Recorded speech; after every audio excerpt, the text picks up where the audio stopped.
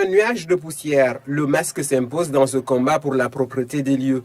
Avant même la première journée nationale de nettoiement, le SNEPS, précurseur dans l'action, avait montré la voie. On ne peut pas être un service national d'éducation et d'information pour la santé, faire la promotion de la santé, alors que notre environnement de travail ne s'y est pas.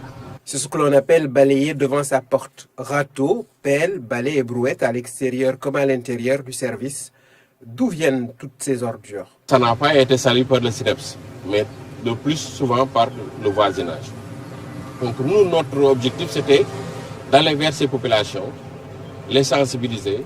L'unité de coordination et de gestion des déchets solides et le SNEPS sont partenaires et ont des missions complémentaires.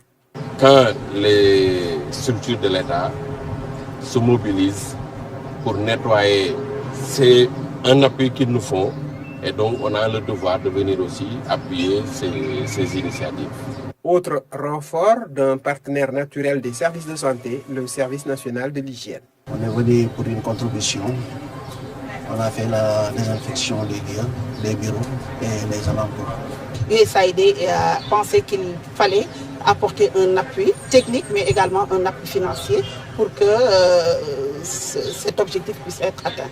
Cette opération que les autorités sanitaires comptent pérenniser rentre parfaitement dans la stratégie nationale d'amélioration du cadre de vie. Aujourd'hui, c'est dans une démarche inclusive qu'on pourra rendre notre environnement propre. Nous répondons effectivement à l'appel du président de la République qui demande effectivement que notre ville soit propre. Il existe une relation évidente entre le niveau de propreté et l'apparition ou non de maladies, surtout transmissibles. Cette marque au sol de 6 lettres, il y a longtemps qu'on ne la voyait plus. Elle se dévoile à nouveau au regard de tous.